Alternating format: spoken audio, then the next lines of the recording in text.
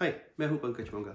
आज हम last time जब हमने बात की थी रिसेशन की एंड थोड़ी बहुत रिकवरी की, मैं उसी को दोबारा से आगे ले जाना चाह रहा हूँ।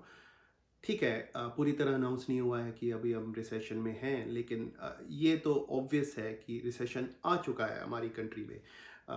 हमारी कंट्री क्या, कनाडा, यूएस, यूरोप, अगर एशिया उस साइड भी अगर देखें तो क्योंकि जीडीपी तो माइनस में जा ही रही है। ठीक है, हम उसको ये नहीं कह सकते कि अनाउंस हो नहीं हुआ है अभी तक, नहीं, ऐसी कोई बात नहीं है, हम रिसेशन में हैं।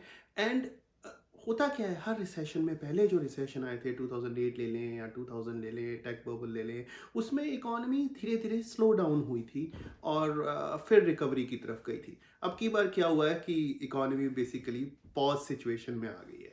सो पॉज होने की वजह से हम रिसेशन में हैं। यस, रिकवरी की अगर हम बात करें तो रिकवरी होने में जो टाइम लगने वाला है वो डिपेंड करता है कि कितनी हम कर्व को कैसे फ्लैटन कर पाते हैं, कैसे कोई मेडिसिन ऐसी आ जाती है जो थेरेप्यूटिक हो, या ऐसी सिचुएशन आ जाए जो वैक्सीन आए। सो ये बहुत सारे इसमें चीज़ें इन्वॉल्व हैं जो कि साइंस और मेडिकल की तरफ से हमें चाहिए।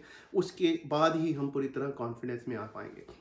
सो जो मैं एक्सपेक्ट कर रहा हूँ, मैं पहले भी कई बार इस टॉपिक पे बात कर चुका हूँ, मैं जो एक्सपेक्ट कर रहा हूँ, अगर वैक्सीन आनी है, जो वैक्सीन आएगी उसकी जो एक्सपेक्टेशंस हैं, अगर बेस्ट सिनेरियो लिया जाए तो हो सकता है सितंबर, अक्टूबर या दिसंबर इस साल में ही आ जाए।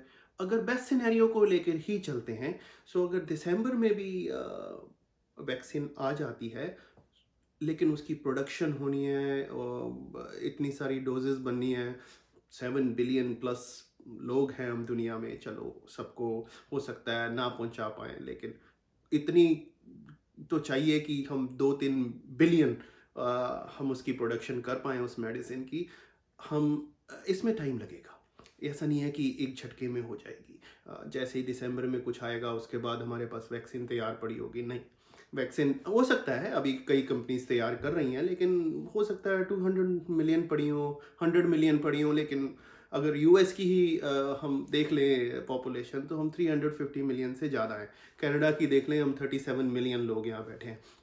सो इतनी वैक्सीन तैयार करना टाइम पीरियड लगेगा, क्योंकि हम तो सैनिटाइज़र तैयार नहीं कर पा रहे हैं, हम मास्क नहीं तैयार कर पा रहे हैं लोगों के लिए, तो वो वैक्सीन तैयार करने में तो टाइम लगेगा। सो मैं ये मान के चल रहा हूँ कि दिसंबर अगर वैक्सीन आती है, बेस्ट केस सिनेरियो, उसके बाद 6 महीने और लग जाएंगे वैक्सीन प्रोडक्शन में या लोगों को देने में, जिसमें धीरे धीरे कॉन्फिडेंस आना शुरू होगा। सो बेस्ट केस सिनेरियो में हम नेक्स्ट समर में, जून, जुलाई, अगस्त इस रेंज में जाके हम थोड़ा थोड़ा इकोनॉमी इकोनॉमी तो पहले ही खुल चुकी होगी, लेकिन फुल स्ट्रेंथ में लाने के लिए हमें इतना टाइम लग जाएगा।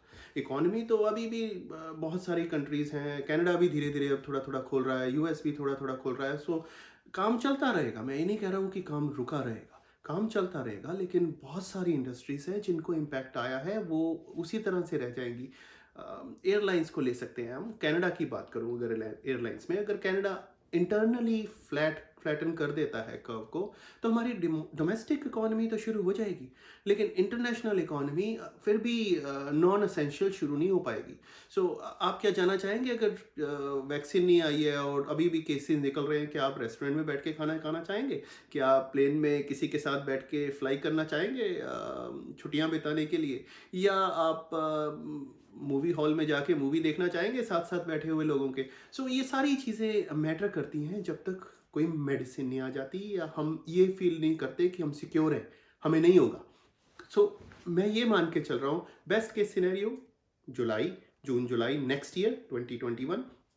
अगर वैक्सीन में डिले हो जाता है और कोई थेरेप्यूटिक मेडिसिन नहीं आती है जिससे कि लेने के बाद यस आपको होगा, लेकिन कोरोना वायरस से आपको सिम्टम्स आएंगे, लेकिन कोई मेडिसिन हमारे पास ऐसी आ गई है जिससे आप जल्दी से ठीक हो जाएंगे। अगर हम इस बीमारी से डेथ को निकाल दें और सिर्फ सिम्टम रह जाएं, और फिर तो हमने इसको फ्लू बना दिया बेसिकली। सो उस केस में इकॉनमी फिर से ठीक हो जाएगी। ये सारी चीज़ें नहीं होती हैं। लेट्स से कि वैक्सीन अगले मार्च, अप्रैल, मई तक आती है, सो हम ये मान के चल रहे हैं another 6 months after that. So best case scenario economy जो खुलेगी वो जुलाई 2021 में, या क्रिसमस के टाइम पे या 2022 फर्स्ट क्वार्टर, हम वहाँ तक एक्सपेक्ट कर रहे हैं। दूसरी चीज़ मैं इन्वेस्टमेंट की बात करना चाहूँगा आज। आजकल के सिनेरियो में, आजकल की सिचुएशन में इन्वेस्टमेंट कैसे करनी चाहिए? सबसे पहली चीज़, आपको इमोशन बाहर निकालने हैं इससे। जब आप इन्वेस्टमेंट करते हैं तो इमोशन साइड पे होने चाहिए, क्योंकि ये बड़ा डिसिप्लिन चीज़ है। इसको आप इट्स नॉट ए लाइक आप कसिनो की टेबल पे बैठे खेल रहे हो। It's a long term investment. So emotions को बाहर करना होता है। अगर मार्केट नीचे गिर रही है, इमोशन को बाहर करना होता है। मैं एक सिनेरियो देना चाहता हूँ। लेट्स से कि आपने 200,000 इन्वेस्ट किया था, जनवरी में किया था। मार्च में जब मार्केट गिरी, अप्रैल में मार्केट गिरी, तो वो 100,000 रह गया या 150,000 रह गया। तो उस वक्त मार्केट से निकलना नहीं है, वो इमोशनल हो जाती हैं चीज़ें। आपको ये सिर्फ इंश्योर करना है कि वो ठीक जगह पे, अच्छी जगह पे इन्वेस्ट हुआ हुआ है। या आपके फाइनेंशियल प्लानर से आप बात करके उससे पूछें, अगर उसके थ्रू किया हुआ है, कि उसने इन्वेस्टमेंट ठीक ढंग से की हुई है या उसने अच्छी जगह पे की हुई है। सो डरने की ज़रूरत नहीं है, क्योंकि कई कंपनीज हैं जो हो सकता है नहीं आएंगी, कई कंपनी जो हैं जो और भी ज़्यादा कमा रही हैं इस वक्त। और ये तो मान के चलिए कि जब ऐसी सिचुएशन आती है, जब रिसेशंस आते हैं, तो 20% के करीब बैंक्रप्सीज जाएंगी जाएंगी। सो 80% हमें उस जगह पे जाना है जहाँ पे ये उठ के वापस आएंगे। सो इमोशन शुड बी आउट। अगर आप खुद कर रहे हैं, अगर आपका फाइनेंशियल प्लानर कर रहा है, तो उसके थ्रू आप बात करके ये सिर्फ इंश्योर कर लें कि वो जगह ठीक ढंग से इन्वेस्ट हुआ हुआ है। दूसरी चीज़, जो इन्वेस्ट करना चाहते हैं, फियर ऑफ मिसिंग आउट। अभी अप्रैल में जब ये मार्केट गिरी, मार्च में, उसके बाद जब ये उठनी शुरू हुई, हम कई लोग ऐसे थे जो बाहर बैठे हुए थे, नहीं नहीं नहीं नहीं अभी उठेगी नहीं, गिर जाएगी, लेकिन वो उठती चली गई। उस सिचुएशन में क्या हुआ, फियर ऑफ मिसिंग आउट हो गया। मतलब बहुत लोगों को लगने लगा कि यार मैं मिस तो नहीं कर रहा हूँ, रैली तो शुरू हो गई है, सो फटाफट आप बाइंग शुरू कर देते हैं। वो भी गलत है। सो फियर ऑफ मिसिंग आउट भी आपका बाहर होना चाहिए। अगर नहीं समझ में आ रहा है तो किसी फाइनेंशियल फाइनेंस से बात करके उसके थ्रू इन्वेस्ट करना चाहिए। So he should be knowing these kind of things. Otherwise please थोड़ा सा डिसिप्लिन की तरह काम करें। तीसरी चीज़, जो आजकल का सिनेरियो है, जो आज की प्रेजेंट सिचुएशन है मार्केट की, dollar cost averaging is the best thing to do. Dollar cost averaging का मतलब है, आप अगर लेट्स से कि आप 200,000 इन्वेस्ट करना चाहते हैं, तो उसको डिवाइड कर दें 4 या 5 हिस्सों में। या आप लेट्स से कि आप कुछ और करना चाह रहे हैं, लॉन्गर टर्म के लिए इन्वेस्ट करना चाह रहे हैं, मंथली डालना शुरू कर दें। मंथली की बजाय बाय वीकली कर दें, या वीकली भी कर सकते हैं। सो उस केस में क्या होता है कि आप मार्केट कभी नीचे आए तो वहाँ से खरीद रहे हैं, कभी मार्केट ऊपर है तो वहाँ से खरीद रहे हैं। सो आपकी डॉलर कॉस्ट एवरेजिंग चलती जा रही है। सो इन्वेस्टमेंट का बहुत अच्छा रूल है, जो आप, अगर आपको कुछ समझ नहीं आ रहा या फाइनेंशियल प्लानर को आपके समझ नहीं आ रहा, तो ये भी एक बहुत अच्छा टूल है जिसके थ्रू आप पैसा कमा सकते हैं। Otherwise main two things, emotions out. And ऐसा नहीं होना चाहिए कि आपको ये डर तो लगता रहे कि मेरी बोट छूट तो नहीं गई है, मेरा ट्रेन छूट तो नहीं गई है, कहीं आगे तो निकल निकल गई है मार्केट और मैं रह गया हूँ, मैंने पहले खरीदना चाहिए था, या अभी खरीद लूँ, फटाफट खरीद लूँ, कहीं ऊपर जा रही है।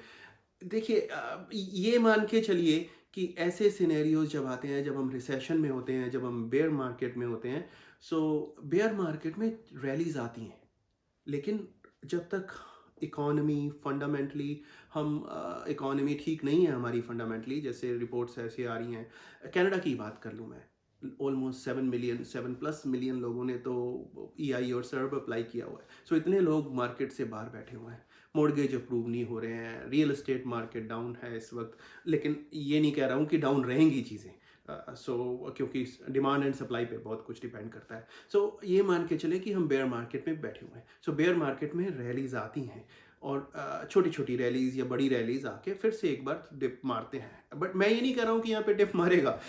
सिचुएशन आपके फाइनेंशियल प्लानर को ज़्यादा पता होती है, सो उससे बात करें। तीसरी चीज़ मैं आज बात करना चाहता हूँ उन लोगों के लिए जिनके पास, जो रिटायर हो चुके हैं बेसिकली। होता क्या है हमारी कंट्री में, या मैं ओंटारियो की बात करता हूँ, हर प्रोविंस के अपने अलग रूल हैं, प्रोबेट फीस होती है हमारी। अगर आपके पास पैसा पड़ा है, और बैंक में पड़ा है या कहीं भी पड़ा है जिस पे आप बेनिफिशियरी डेजिग्नेट नहीं कर सकते हो, सर्वाइवरशिप जिस पे वो उसका आप डेजिग्नेशन नहीं हो सकता है, सो वो आपका पैसा बेसिकली प्रोबेट के अंडर आ जाता है, प्रोबेट फीस उस पे लगती है, या प्रोबेट टैक्स की बात कर सकते हैं, विच इज़ लेट्स से कि मैं वैसे ही एक अंदाजे से बता रहा हूँ, $1 मिलियन के एसेट पे, प्रॉपर्टी पे, या कैश पे, इन सब पे लगभग $15,000 तो प्रोबेट टैक्स लगता है, अगर वो पास ऑन हो रहा है किसी को भी आगे, बच्चों को, या आपकी विल के थ्रू पास हो रहा है।